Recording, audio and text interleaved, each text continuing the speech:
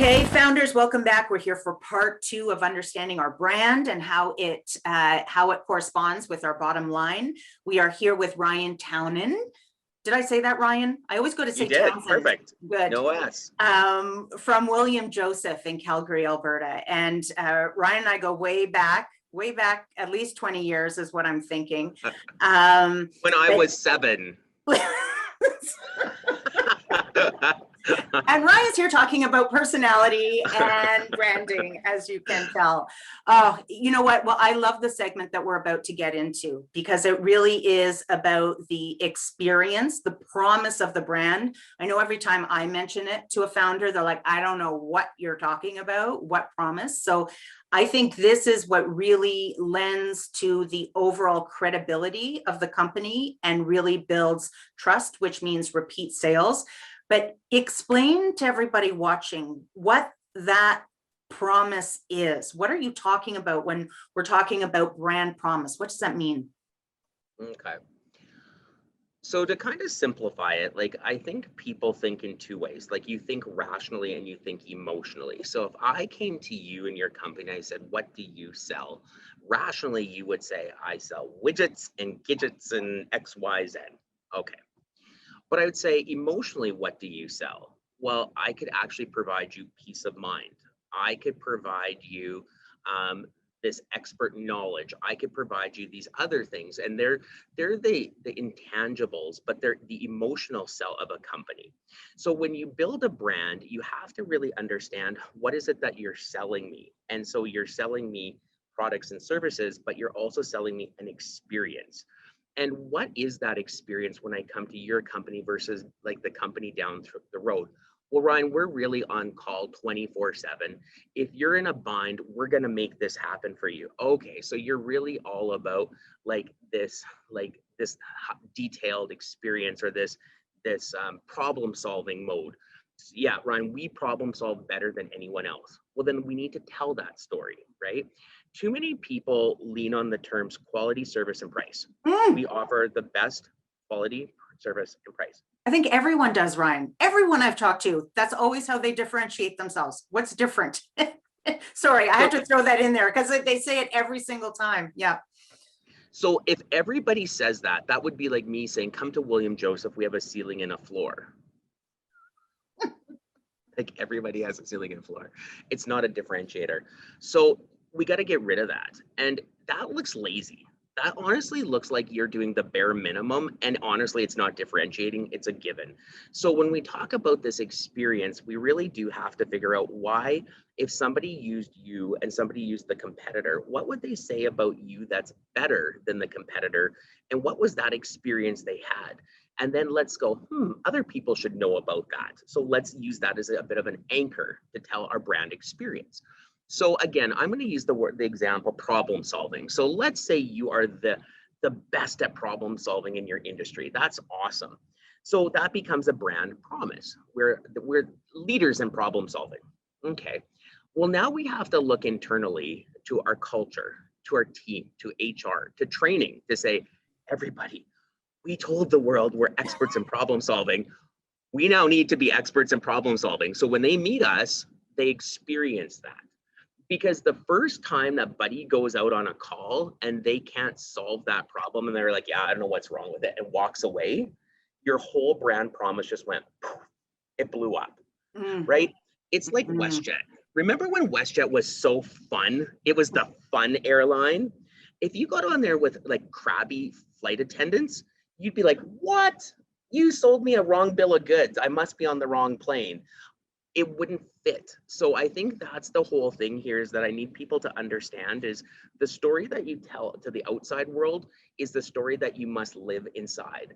And you really need to figure out what makes that you different and what is that characteristic. And that's tough, you know, because sometimes people are like, why are we different than the rest? I don't know. Yeah, well, and I think this is, and we'll speak a little bit about this at the end of the episode, but you've got a university where you've got these classes where people can actually start to better understand this process, because it is tough. It's about going in and answering these questions that no one's asked you before to come up with the, why are you doing what you're doing, right? I think we're so used to sitting on the surface is what I think has happened, that we don't drill down and ask ourselves, why are we doing what we are doing? What is that end result? What is my exit strategy? What am I actually building, right? All these questions that so many people want us to be able to answer, and we don't actually get into that. Well, let me jump in there. Yes, please. You said something brilliant that I have to jump on. So we worked with a corporate trainer, and her name is Dr. Wilma Slenders, and she took us through a session that was really focused on urgent versus important. And I think as a business owner, that session hit me up against the side of the head really hard. Love it. As a founder, as a business owner, we're always in the trenches. We're always dealing with today's fires because it's very urgent. But that never gives us the time to sit back and go, but what's really important to work on? And our time gets stole, and then we'll end up in the same place a year later, still firefighting because we didn't do what was important, right? So I think the thing like branding is very, very important, but typically it's never urgent unless there's a specific situation or two.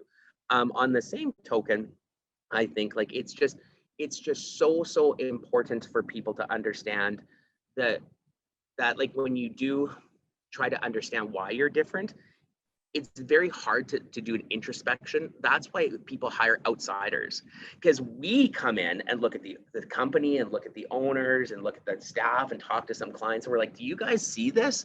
You can't see it because you're in it. I can't see it in WJ. So when people are like, Ryan, that's so amazing, I'm like, yes, we just live it every day. We can't see it. So there's the forest and trees analogy and blah, blah, blah, but that's another challenge. So don't beat yourself up if you really do have trouble trying to figure out these things, because you're looking from the inside out. That's really great advice. I think founders are pretty hard on themselves to start off with, so that's important for them to hear. And I think the other piece on that is that I just want to go back to what you had said earlier on too about the experience and delivering on that experience. So once you figure out what you stand for with respect to the promise and the personality, it reminds me a little bit of features and benefits, right? We kind of stay stuck on the features, but trying to extrapolate, well, why would they care? What's in it for them? What's the end result? And then coming back to, as you mentioned, making sure that that's congruent or consistent across every touch point, both internally. So once that, internally with your culture, but then as that customer has that experience internally. I've also noticed it externally though, as well, with that early stage marketing, where you think, oh, I'm just creating awareness, right? Like I just really need to get people in the funnel so that they can have that experience. But I've noticed companies who have not done a good job of that consistency. So for example, if someone's saying that they're extremely efficient and effective at what they do, and that's what they're selling to a customer, and then they're throwing stuff at the wall, marketing messages at the wall, to your point, it doesn't resonate, that efficiency and that effectiveness and that brand promise. So they're losing people right at the beginning. Practice what you preach. Practice what you preach. So important. And I am trying to think here. So under the experience, that promise, and we deliver, is there anything else? I will just say, because you've mentioned this, that you are offering a course. I know this content is going to be evergreen for people right now, but you do have courses that you are offering. And one of those courses is about brand and being able to better understand the brand. And these courses are free, correct? Mm-hmm.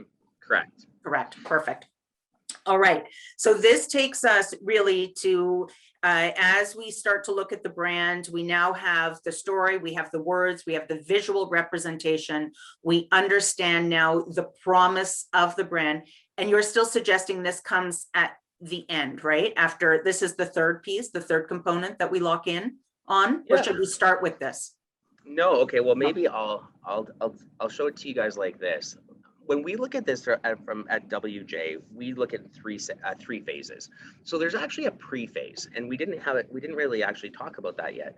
The pre-phase is to really kind of understand what's going on in your business. Like, is marketing the problem? Is brand really the problem? Or is it a salesperson that can't close? Or is there a toxic culture? Or is the profit margins wrong? Like, there's a lot of variables that that could go wrong in a business. And sometimes people blame marketing, and we have to figure out, first of all, is it even the marketing or brand? So, okay, that's number one. Number two, you don't operate in a silo. You're not in a vacuum, right? You always have to keep your eye on your competitors to see what they're doing, what your target market's needs and wants are, what's going on in the industry. Oh, darn it, there's a pandemic. Okay, there's a lot of variables that are moving around. So before you even start crafting that story and that look and feel, we need to get a lay of the land. And I always say, like, we need to put our chess pieces on the board first to go, okay, competitors are there, clients are doing this, economy's here. Okay, this is the lay of the land. Okay, based on this lay of the land, what is our story? What is our look and feel? Once we've got that craft and we go, yes, this story makes sense in this reality that we've just identified, then how do we tell it, right? So we need to tell the story. And we tell the story through, we use something called a customer journey map. So we kind of call it the ABCs of marketing, because that's easy to remember. So A is awareness. We got to get our name out there. How are we going to get our name out there? But do remember, not everybody needs to know your name. Only people with money that are going to buy your services. Because sometimes you waste money spraying and praying when you could be much more focused.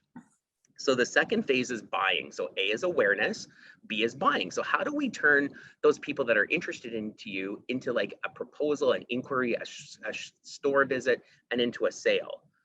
And then thirdly is the customer experience. So once they bought from you, how do you get them to come back and bring their friends? ABC, right? So I think it's really important to understand what you're doing for marketing initiatives under each of the phases. But again, you need to have a great brand to pull this all together. Pull it all together. Got it. Does that make sense? It does. It absolutely makes sense. Thank you for clarifying that, because I think that's going to streamline it for a lot of founders that are listening in. That was very helpful. And I just in closing this segment, why I'm excited to do this segment for a number of reasons, but I think one of the most pressing reasons is because of COVID. And I think what COVID has shown a lot of founders is that we can no longer rely on just throwing products out there. I think in the middle of this crisis, everyone actually really got quite, I'm not going to say smart with their spending, but everything needed to have a purpose attached to it. Why am I buying this? Why am I buying it from this business versus this business? Knowing that this is going to be the lifeblood for a lot of these founders, right? So everyone became really quite conscious and aware of where they were spending their money and why, and which forces a lot of founders to understand their why, because that's what they start talking about now, instead of just, we're selling windows, doors, door handles. It's really about getting to the why of it. So thank you. Thank you for all of this, Ryan. All right, we're going to come back. That's it for part 2. Some great nuggets and words of wisdom in there. There was tons. You're going to see it in the playlist. Tip number 1, tip number 2, lots of sound bites there, Ryan. And so we're actually going to come back, and our last segment is about now infusing this brand into the products and services that you offer, and the price, because there has to be congruency between that promise and then the price that you're putting things out at. All right, Ryan, thank you for holding the line here, and we'll see you back in here for part 3. All right.